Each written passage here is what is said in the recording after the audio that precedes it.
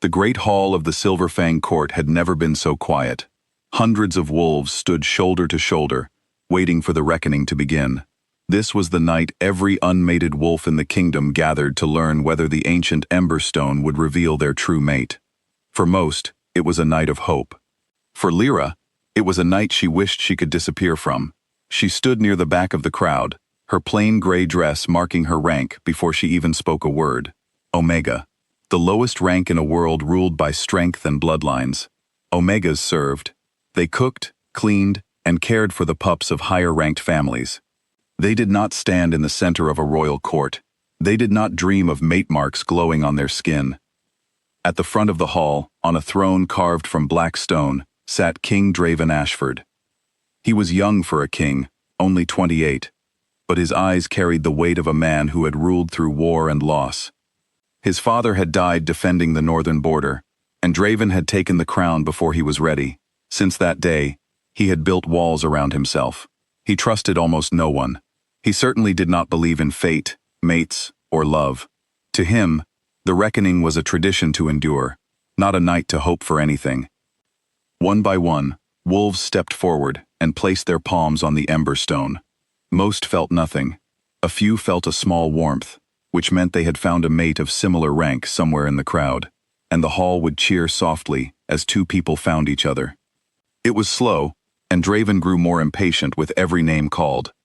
Then the Master of Rites called out, "Lyra, daughter of Wenna." Laughter rippled through the crowd before she even moved. Everyone knew her. She worked in the kitchens of House Ashford, waking before dawn to prepare meals for the court. She had no family of noble blood, no title, nothing but her hands and her quiet nature. Some of the nobles found it amusing that she had even been included in the ceremony. Draven barely looked up. "Skip her," he said, his voice flat with boredom. "She wastes my time." The Master of Rites hesitated. Tradition was tradition, and skipping a wolf during the reckoning was considered bad luck for the entire court. Reluctantly, he waved Lyra forward. Her legs felt heavy as she walked toward the stone. She could feel every eye in the room on her, and she wished more than anything that the floor would open and swallow her whole. She told herself it did not matter.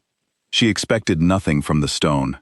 Omegas almost never bonded with anyone above their rank, and certainly never with a king.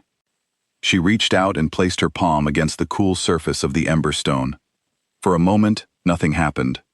Then the stone began to glow, faint at first, then bright, until a blinding gold light shot up from beneath her palm. It curled around her wrist like a living flame, before settling into a shimmering mark on her skin. Gasps and cries of shock spread through the hall. The mark was unmistakable. It was the royal sigil of House Ashford. Draven shot up from his throne so fast that his chair scraped loudly against the stone floor. He looked down at his own wrist, where a matching mark had begun to burn white-hot beneath his skin. He stared at it as if it had betrayed him. "No," he said, his voice low and dangerous. "This is a mistake." But mate marks did not make mistakes. Everyone in the hall knew that. The ancient magic of the Emberstone had never once been wrong in the history of the kingdom. Silence fell over the court, heavier than before. Lyra stood frozen, staring at the glowing mark on her own wrist, unable to believe what she was seeing. She had never imagined this. She had never even let herself imagine it. Being mated to anyone of high rank was something Omegas were taught not to dream about, and being mated to the king himself was something beyond dreaming. Draven descended from his throne slowly, each step echoing through the silent hall. His jaw was tight, his hands clenched at his sides. He was not a man used to losing control, and right now, everything about this moment felt like losing control.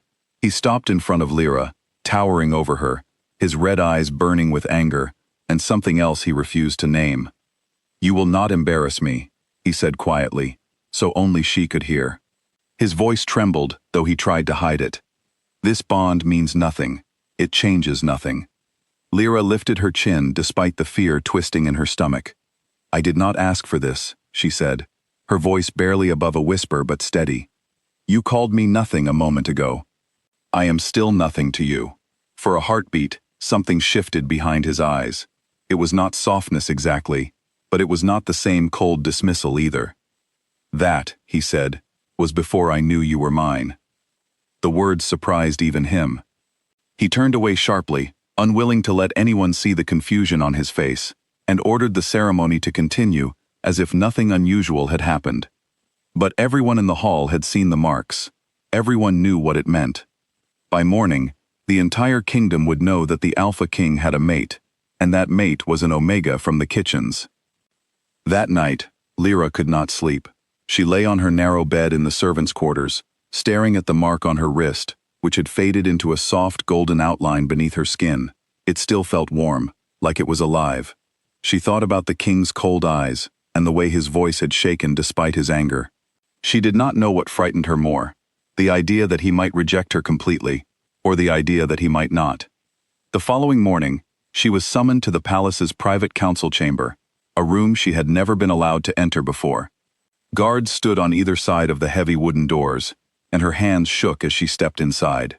King Draven stood by the window, his back to her, staring out over the training grounds where soldiers moved through their morning drills. "You wish to speak with me, my king?" she asked carefully.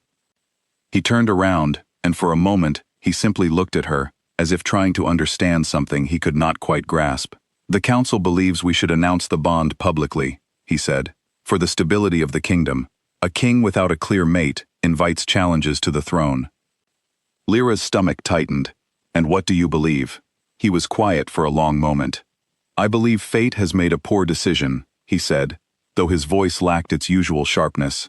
"But I do not have the luxury of ignoring it." She understood immediately. This was not a declaration of feeling.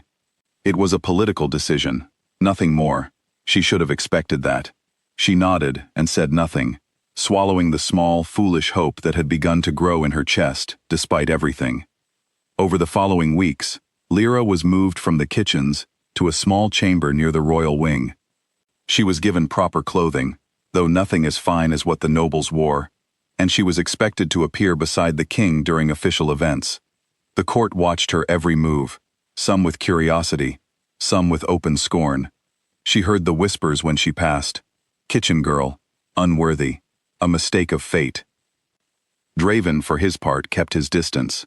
He spoke to her only when necessary, always formal, always careful to keep space between them. But Lyra noticed things he probably did not realize she noticed. The way his eyes lingered on her mark when he thought she was not looking. The way his shoulders tensed whenever another alpha spoke to her too closely. The way he seemed to find reasons to walk past the gardens where she liked to sit in the evenings, even though the gardens were far from his usual path. One evening, a visiting alpha from a neighboring territory, Lord Renner, approached Lyra in the garden. He was tall, confident, and clearly unaware, or uncaring, that speaking too familiarly with the king's mate was unwise. "It must be strange," he said, looking her over, "going from scrubbing pots to standing beside a king.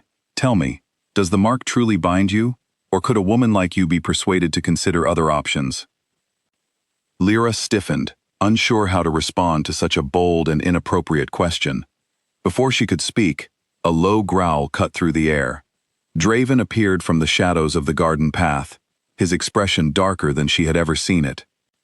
"Lord Renner," he said, his voice deceptively calm, "you forget yourself." Renner straightened quickly, sensing the danger beneath the calm tone.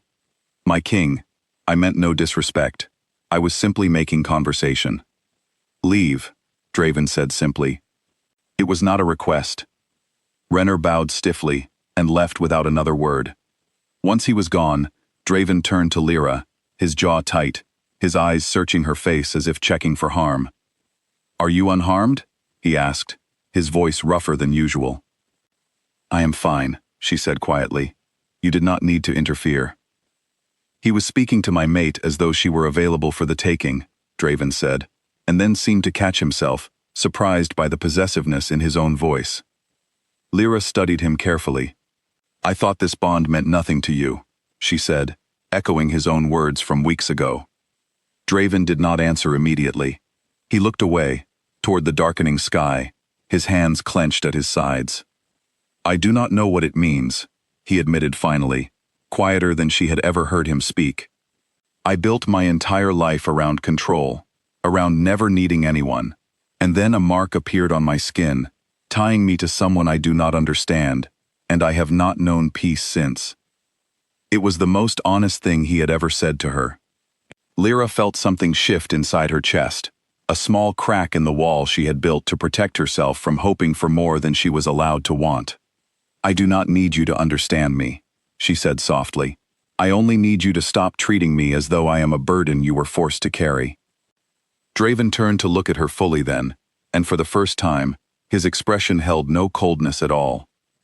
"You are not a burden," he said. "You are the first thing in years that I have not been able to control, and it terrifies me more than any battle I have ever fought." The honesty in his voice startled them both. Neither moved for a long moment, the space between them charged with something neither of them fully understood yet. In the weeks that followed, small things began to change. Draven started seeking her out, not out of duty, but because he found himself wanting to. He asked about her life in the kitchens, her mother who had passed years ago, the small dreams she had never been allowed to speak of. Lyra, in turn, began to see past the cold king the court feared, glimpsing the tired, guarded man underneath, a man who had never been given permission to simply be human. The court's whispers did not stop, but they began to shift.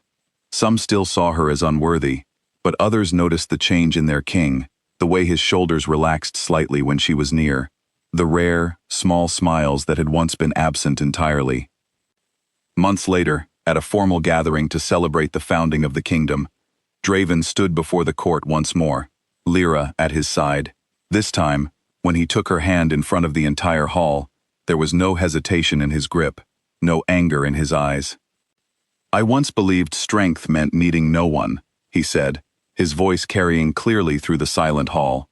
"I was wrong. My mate has shown me that true strength is having the courage to accept what fate has given you, even when it challenges everything you believed." He looked down at Lyra, and for the first time in public, his expression softened completely, without guard, without pretense. "She was never nothing," he said. "She never will be." Lyra felt tears gather in her eyes, not from sadness, but from the quiet relief of finally being seen, truly seen, by the man fate had bound her to. The court, once filled with whispers and doubt, fell into a different kind of silence, one of quiet understanding. The Alpha King had once believed control was everything, but standing beside the Omega he had tried to dismiss, he finally understood that some things were worth losing control for.